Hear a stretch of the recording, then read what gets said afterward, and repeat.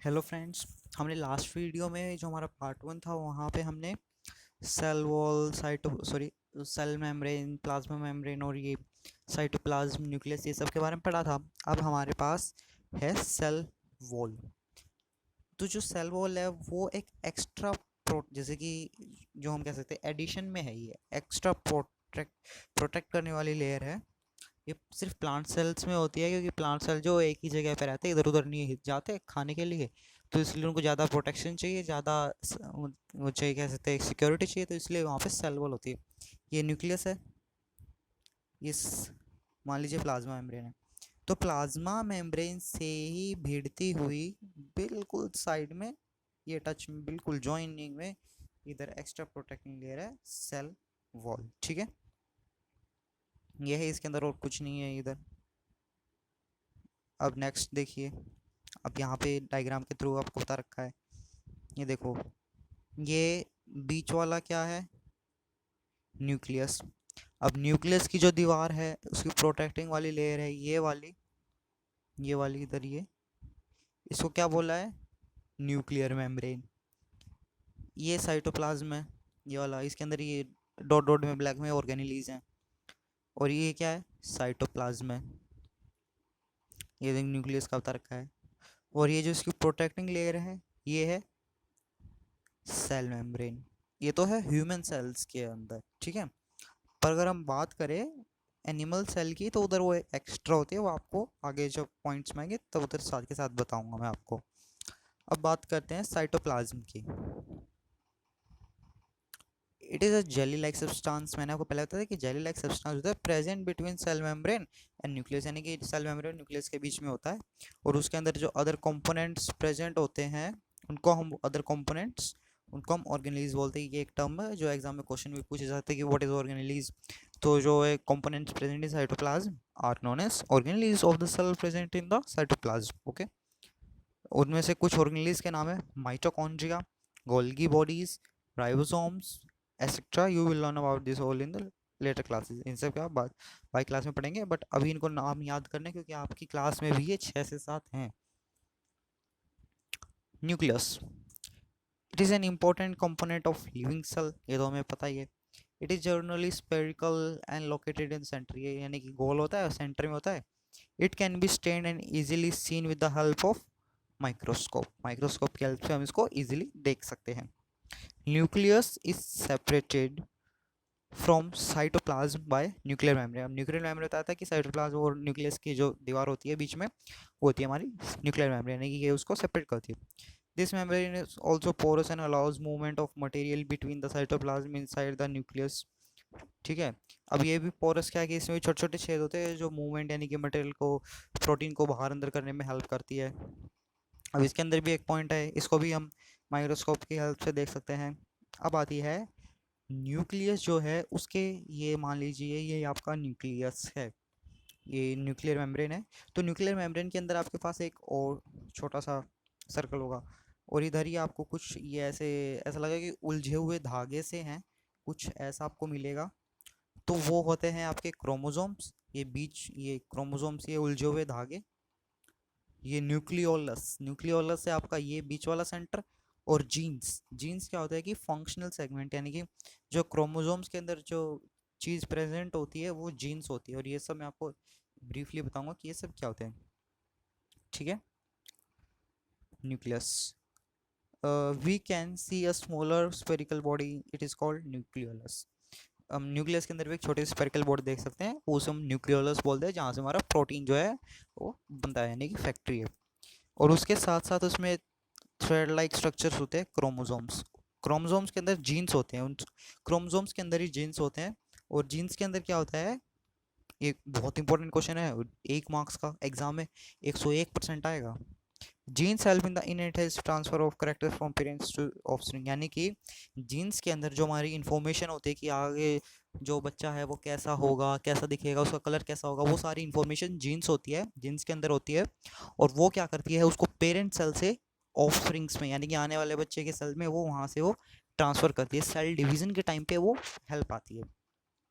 अब यहीं से देखिए, ये जीन्स कहते हैं, genes is a unit of इन, ये आप पढ़ लीजिएगा और कुछ नहीं है इधर। ठीक है, प्रोकार्योटिक और यूकार्योटिक ये बहुत इंपॉर्टेंट है, इसको ध्यान से देखिएगा। Hmm the cell having nucleus material without nuclear membrane are known as prokaryotic sales.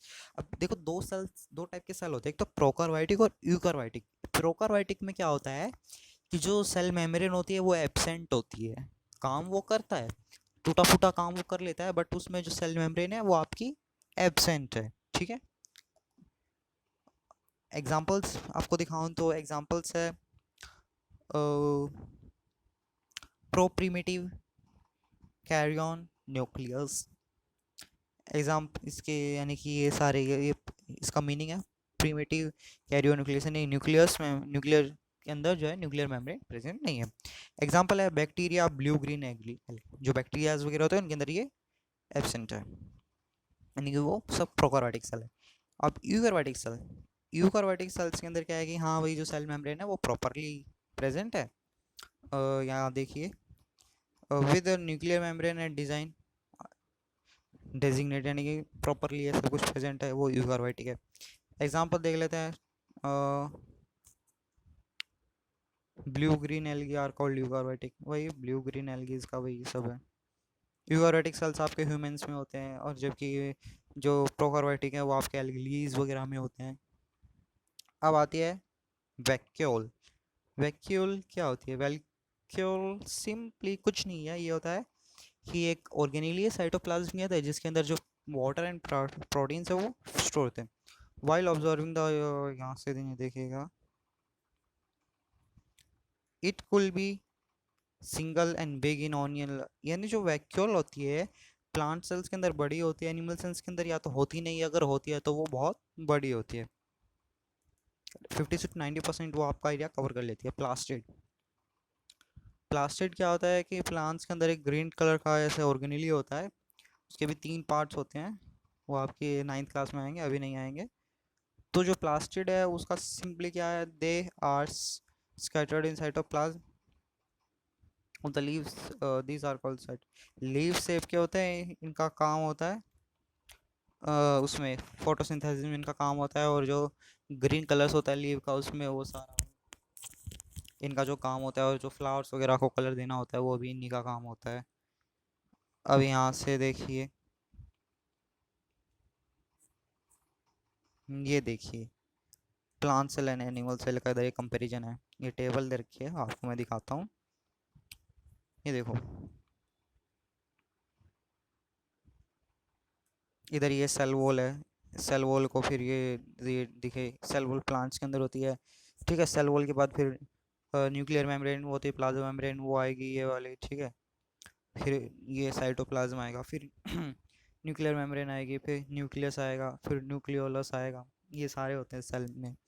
Animal में थोड़ा डिफरेंट होता है, उसमें सेल वॉल नहीं होता है, और कुछ ऑर्गेनेल्स ऐसी हैं जो प्लांट में होती है एनिमल में नहीं होती, जो एनिमल में होती है प्लांट में नहीं होती, वो सब मैं आपको इसमें दिखाऊंगा। अब देखते हैं क्लोरोप्लास्ट। अच्छा, जो प्लास्टिक के अंदर जो पिगमेंट होता है ना, जो फोटोसिंथेसिस में हेल्प करता है, उसके अंदर क्लोरोफिल होती है, और उसको हम क्लोरोप्लास्ट भी बोलते हैं। तो ये वही है, इधर ये क्लोरोप्लास्ट और कुछ नहीं है। Comparison of plant cell animal cell, और प्लांट सेल और एनिमल सेल का कंपैरिजन देखिए। सेल मेम्ब्रेन मैंने आपको बताया था कि कुछ प्लांट में होती है तो कुछ एनिमल में होती है, कुछ उसमें होती है तो कुछ उसमें नहीं होती है, तो इस टाइप से है। सेल मेम्ब्रेन मैंने आपको बताया था कि सिर्फ प्लांट सेल में ही प्रेजेंट है, एनिमल सेल में एब्सेंट है। सेल, ओ सॉरी ये थोड़ा गलत हो गया, सेल मेम्ब्रेन यानी कि सिंगल प्रोटेक्टिंग जो लेयर है वो दोनों में होती है। अब सेल वॉल यानी कि एक्स्ट्रा वो, प्लांट को तो एक्स्ट्रा वाली ज़रूरत है भाई, उसको तो एक्स्ट्रा प्रोटेक्शन चाहिए, क्योंकि वो मोबाइल नहीं है, यानी कि वो एक प्लेस से दूसरी प्लेस में मूव नहीं कर सकता है। बट एनिमल तो भाई मूव कर सकता है खाने के लिए, तो उसको ज़्यादा प्रोटेक्शन की ज़रूरत नहीं है, वो अपनी प्रोटेक्शन, उसको दिक्कत नहीं है, तो इसलिए एनिमल सेल्स के अंदर ये एब्सेंट है। न्यूक्लियस, न्यूक्लियस दोनों में प्रेजेंट है, कुछ में बैक्टीरियाज वगैरह में वो नहीं होता है, प्रॉपरली डिफाइंड नहीं होते हैं। न्यूक्लियर मेम्ब्रेन दोनों में है, साइटोप्लाज्म दोनों में है, प्लास्टिड्स दोनों में नहीं है, दोनों में नहीं है भाई। प्लास्टिड, प्लास्टिड देखिए, प्लास्टिड सिर्फ प्लांट्स में होता है, एनिमल्स में नहीं होता है। वैक्यूल प्लांट्स में होता है भाई, 50 to 90% वो एरिया कवर कर लेता है। एनिमल्स में और मे नॉट भी, यानी कि ये भी हो सकता है, नहीं भी हो सकता है। यानी कि हम कह सकते हैं कि नहीं होता है, अगर होता है तो बहुत छोटा होता है। अब यहाँ पे हमारा इसी के साथ चैप्टर कंप्लीट।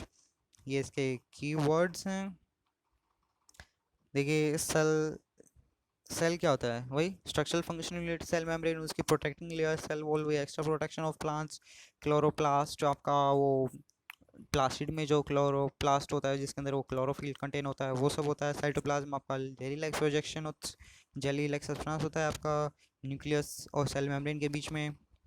यूकैरियोट्स वही वही जिसके जो हम कह सकते हैं कि वो न्यूक्लियर जो रीजन है वो प्रॉपरली डिफाइंड है, न्यूक्लियर मेम्ब्रेन प्रेजेंट है।